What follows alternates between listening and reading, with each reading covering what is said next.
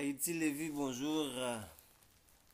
Haïti Lévy, l'Amérique israélite, l'Afrique bantou israélite, bonjour et bonsoir. Encore une fois, nous voici pour Vérité Révélée avec un nouveau numéro que nous allons intituler Édom, Ésaü, le figuier maudit par Christ et les mauvais fruits. Édom, Ésaü, le figuier maudit par Christ et les mauvais fruits. Nous sommes toujours à la rubrique Sortez du milieu d'eux, l'église démasquée. Pourquoi nous parlons de l'église démasquée? Vous voyez que nous sommes en train de parler de Caïn, de Édom particulièrement. Caïn, peut-être, oui, vous avez entendu parler de Caïn. Mais l'église n'a jamais entendu parler de Édom. Oui, à la rigueur, ils ont entendu parler de Ésaü, mais c'est une fine minorité. Mais Édom, qui est encore le nom de l'empire d'Ésaü, l'église n'en sait rien. Tout ça rentre dans le cadre de le vrai visage du christianisme, Babylone actuelle, l'église démasquée, l'église l'ennemi numéro 1 du vrai Christ qu'ils prétendent prêcher, l'église dont je vous demande d'en sortir. Sortez du milieu d'eux, mon peuple. Pourquoi? Parce que l'église n'est pas dans la vérité. Si l'église était dans la vérité, vous saurez de quoi je parle quand je vous ai dit Édom, Ésaü.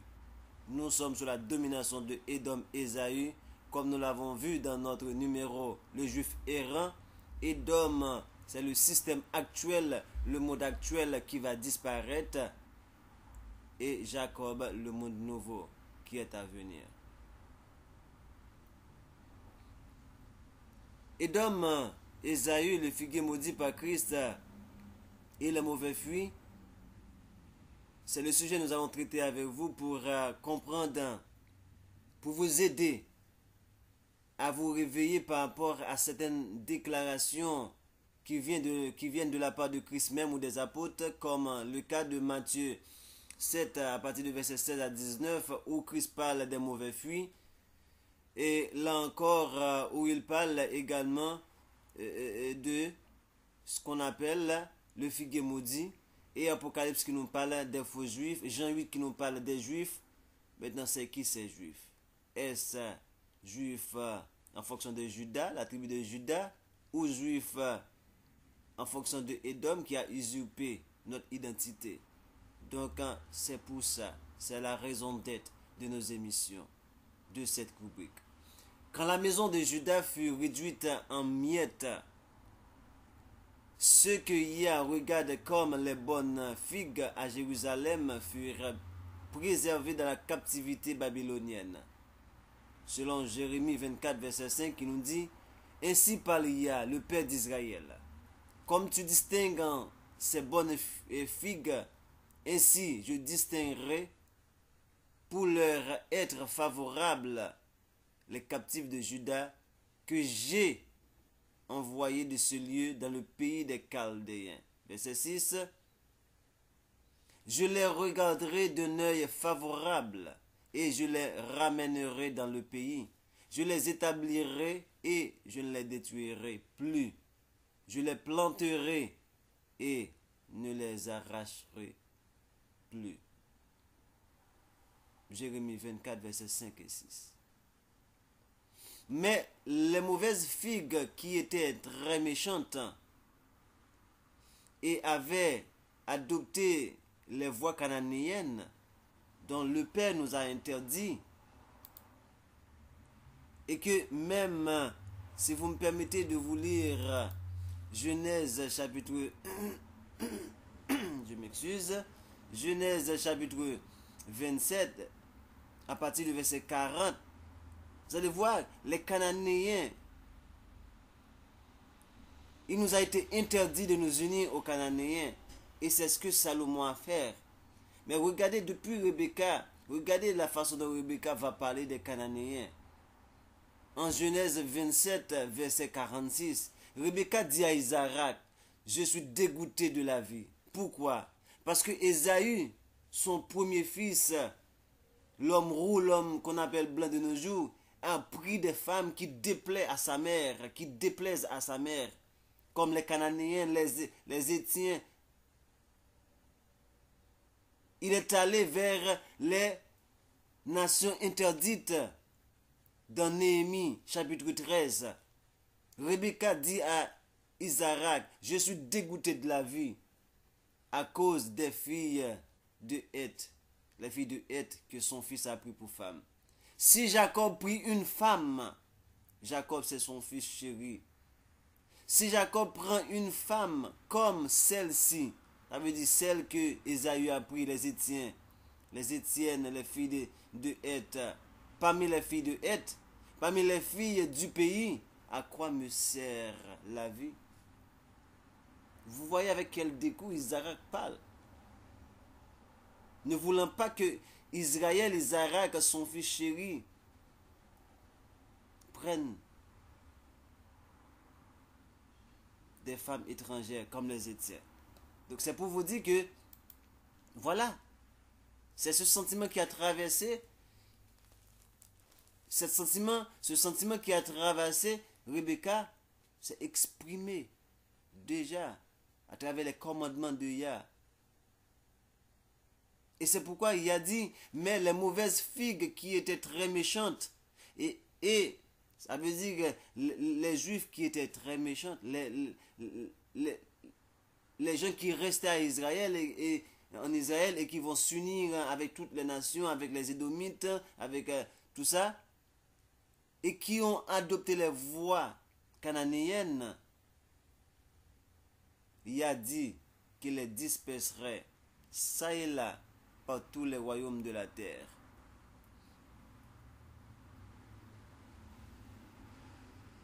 Ce passage me fait penser à quoi?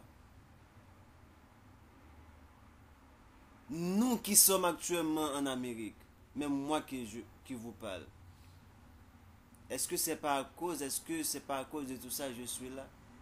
Parce que la parole a dit, il a dit qu'il les disperserait ça et là par tous les royaumes de la terre. Pour leur malheur, pour être en opprobre et en proverbe. Oui, les gens font des proverbes avec nous. Ils nous insultent. Un objet de raillerie et de malédiction dans tous les lieux où je les chasserai. Jérémie 24, verset 9. Nous qui sommes en Amérique, Israël, posons-nous la question. Est-ce pas à cause de nos ancêtres? Prions pour le pardon. Rien ne décrit mieux les caractéristiques des Juifs actuels, Khazars, Édomites, et les effets qu'ils avaient sur les autres peuples dans les derniers 2000 ans. Ils font continuellement, ils font continuellement des choses mauvaises, ne produisant aucun bon fruit. Certaines des mauvaises figues restaient dans la ville de Jérusalem après la captivité de Nebuchadnezzar, décrit dans 2 Rois chapitre 25 verset 22. Ainsi, Juda fut amené captif loin de son pays. Et Nebuchadnezzar, roi de Babylone, plaça le reste du peuple qu'il laissa dans le pays de Juda sous le commandement de Guédalia, fils d'Achikam, fils de Shaphan. Ces habitants de Jérusalem, d'après la captivité, furent rejoints par les Hittites, des Égyptiens, des Édomites, à savoir des descendants de Édom et Ésaü, des descendants d'Ésaü et de Caïn, etc. Lorsque le peuple du bon figuier de Juda, à savoir le bon peuple du bon figuier, à savoir Juda, Benjamin et Lévi, retournera au pays, beaucoup tombèrent sous l'influence du mauvais figuier, qui est le mélange. Le sucre empoisonné d'Édom et Ésaü, infusé dans la nation reconstruite de Juda, la rendit stérile pour toujours, de telle façon qu'elle ne puisse plus produire de fruits ou de figues. Ces gens sont donc représentés dans le drame du figuier que Christ maudit en disant que jamais aucun fruit ne naisse plus de toi. Matthieu 21, verset 19. Ce figuier, comme les Juifs qu'il représente, devrait donc rester stérile pour toujours. Christ se réfère à ces mauvaises figues et à leurs caractéristiques distinctes à plusieurs occasions. Il dit aussi, vous les reconnaîtrez à leurs fruits. Cueille-t-on du raisin sur des épines ou des figues sur des charbons? Ainsi, tout bon arbre produit de bons fruits, mais l'arbre mauvais produit de mauvais fruits. Matthieu 7, verset 16 et 17. Et bien d'autres passages, surtout dans Jean chapitre 8, la conversation, on a déjà vu ça, la conversation de Christ avec les Juifs édomites. Apocalypse 2, 9, qui parle des Juifs, des gens qui se disent Juifs et qui ne le sont pas, mais qui sont une synagogue de Satan. Tous ces passages parlent de qui? Des Juifs actuels, descendants d'Ésaü, de Caïn et des peuples, de tout peuple. La semence d'Ésaü et des Judaïtes, c'est les enfants de Juda qui se sont métissés avec les autres nations. La semence d'Ésaü et des Judaïtes maudits, mascaradant sous le masque des vrais Juifs, tribus de Juda, qui compris Juda, Benjamin et Lévi, ont révélé qui ils sont par leurs mauvais fruits et leur stérilité, faisant ainsi la volonté de Yah. Ça veut dire ils ont pris un masque pour montrer qu'ils font la volonté de Yah, comme on peut le constater avec les Juifs actuels, orthodoxes ou du judaïsme, on les voit. Ils pensent qu'ils peuvent vous expliquer les choses spirituelles, blablabla, mais c'est faux. C'est pour mascarer les gens. Ils ont perdu toute bénédiction du droit d'aînesse, rappelez-vous, par la condamnation que Yah a placée sur eux, qui est pour eux des caractéristiques perpétuelles. Il doit être bien compris que, quelles que soient les caractéristiques, rôles ou attributs que la Bible révèle à propos d'Ésaü, Jacob ou tout autre personnage, ils sont transmis à leurs descendants. Voyons, cherchons la descendance de Caïn, cherchons la descendance d'Édom. Et on n'a pas besoin d'aller plus loin, je vous dis. Restez là où nous sommes, en Europe, les Juifs d'Europe, les Juifs des États-Unis, qui prennent les États-Unis pour régner sur le monde.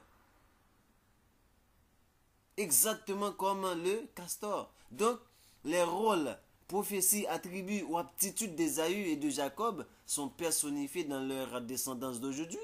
C'est pourquoi vous voyez un noir. Un noir, c'est différent d'un blanc. J'ai commenté dernièrement un texte sur une page Facebook où on vous montre un homme qui dort avec un chien. Et puis après, on voit des bêtes qu'on est en train de retirer sur lui. Mais je dis, jamais vous n'allez voir les noirs. Les noirs que vous voyez font ces genres de choses-là sont très rares. Ce sont des noirs qui sont influencés, qui se laissent influencer, aliénés.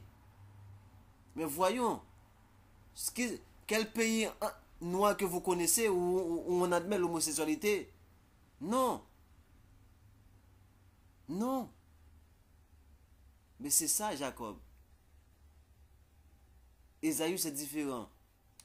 Tout ce qui est mal, la guerre. Quel pays noir qui font la guerre à d'autres pays actuellement? Non. Ce sont les pays noirs qu'on est en train, que les descendants d'Ésaü sont en train de bombarder de partout. Yémen. de partout, en Afrique, Congo, Rwanda, Haïti. Ils nous empêchent même de vivre. Ils sont de nous comme des...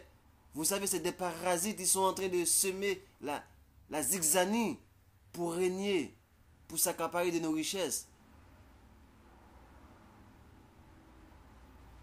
Tout comme les caractéristiques et rôles de l'ancienne cité de Babylone furent transmis aux royaumes successifs comme Perse, Grèce et Rome, comme on a vu dans Daniel chapitre 2, les individus transmisent leurs caractéristiques à leurs successeurs. C'est pourquoi on vous a parlé de l'héritage babylonien du christianisme, qui passe de Babylone à Perse, de Grèce à Rome, et qui nous donne maintenant cet Occident christianisé, dominé par la papauté, l'Église. Ah, les gens me demandent, ah oui, c'est l'Église, c'est la papauté qui dirige le monde. Ils ont deux branches, un à Rome avec le pape et l'autre la royauté en Angleterre.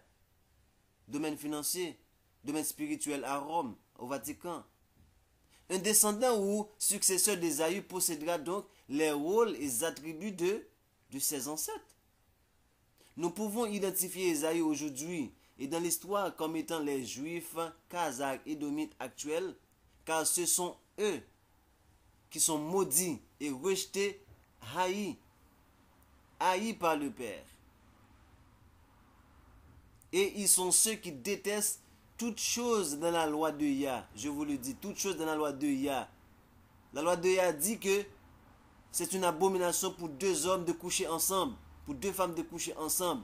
Mais maintenant, ils font tout pour voter des lois favorisant ces personnes. Mais la loi de Yah nous interdit ça. Et peu importe le prix à payer, nous disons, la loi de Yah nous l'interdit. C'est une abomination. À qui nous devons obéir? Aux hommes, aux lois des hommes ou aux lois de notre Père qui nous a créés tous? Il mangea et but, puis se leva et s'en alla. C'est pour vous montrer comment Ésaü, lui, déteste toutes les choses qui concernent la loi de notre Père, le Créateur. Et on peut voir ça dans Genèse chapitre 25, qui dit, alors Jacob donna à Ésaü du pain qu'il lui a demandé de lui donner à manger de son lentille et du potage de lentilles. Il mangea et but, puis se leva et s'en alla. C'est ainsi qu'Ésaü Édom méprisa le doigt d'aînesse. Il méprisa le doigt d'aînesse. Plus tard, voulant le récupérer, il ne pouvait pas. Jacob avait déjà récupéré son droit d'aînesse. Parce que je vous ai dit, le droit d'aînesse appartient à Jacob. Ce n'est pas usurpation que Ésaü l'a pris. Et c'est ce qui nous montre qu'en sortant, Jacob avait tenu le talon d'Ésaü pour qu'il ne soit pas avant lui. Parce que c'est le premier qui sort qui a droit au droit d'aînesse. La haine et le désir de vengeance d'Ésaü ressent vis-à-vis de Jacob peut être trouvé dans les attitudes des Juifs envers le peuple noir. Ça, on n'a même pas besoin de nous attarder là-dessus. Je reprends pour vous cette phrase. C'est tellement incroyable. La haine et le désir de vengeance qu'Ésaü Édom ressent vis-à-vis de Jacob peut être trouvé dans les attitudes des Juifs actuels envers le peuple noir. Juste aller regarder nos émissions sur la traite négrière. Vous allez voir allez voir comment aux États-Unis, de partout au Canada,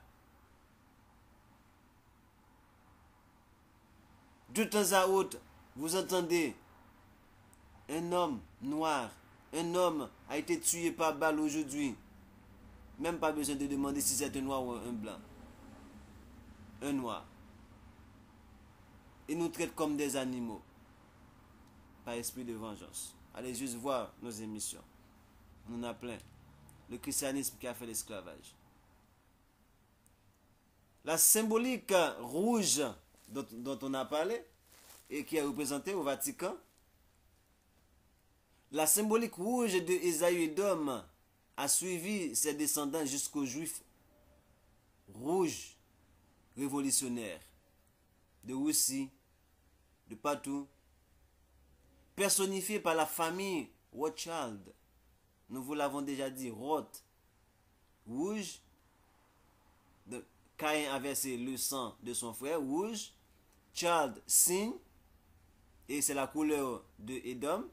Child, signe, bouclier. Donc, le père a mis un signe au front de Caïn. C'est ce qui donne Rothschild.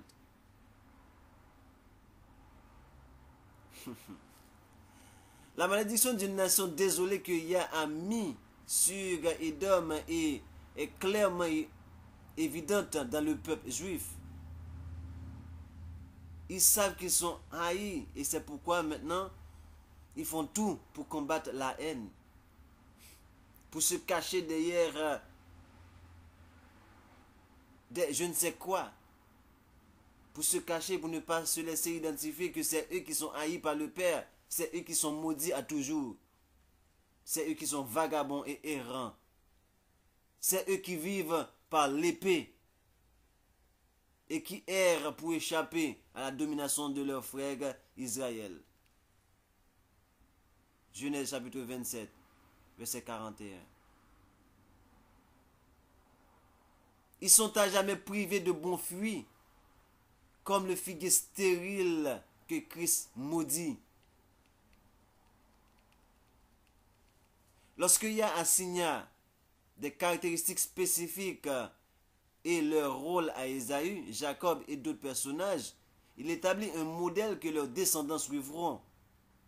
Puisque chaque personne ou race ou ethnie, je préfère, retient ses caractères, ils tendent à répéter leur histoire. Regardez l'histoire juive, c'est pareil, du début à la fin. En observant le drame se passant sur la scène, nous voyons que les Juifs répètent la vie, les événements et les rôles de Ésaü Caïn. Un peuple errant, nomade, qui vit par l'épée, qui tue, qui extermine l'autre pour pouvoir vivre. Les parasites qui font rien et qui vivent aux dépens des autres, particulièrement des Noirs, qui sont un peuple béni. Quand un symbole attribué au caractère est établi dans les Écritures, il ne change pas. Comme tout symbole, il ne pourrait vraiment être compris si sa signification venait à changer. Je prends ça pour vous. Comme tout symbole, quand un symbole attribué au caractère est établi dans les Écritures, il ne change pas. Comme tout symbole, il ne pourrait vraiment être compris si sa signification venait à changer. On peut essayer d'appeler ça par d'autres noms. On peut essayer de présenter ça d'autres façons. C'est pourquoi je dis aux gens, il faut aller toujours à l'origine. N'écoutez pas ce que les gens vous disent. Surtout l'Église, allez à l'origine. Il n'y a pas de croyance sans connaissance, ni de culte sans culture. Je vous le répète. Car Christ a dit, bien avant Christ, Salomon a dit, le manque de connaissance n'est bon pour personne. Et Christ a dit, vous connaîtrez la vérité vous rendra libre.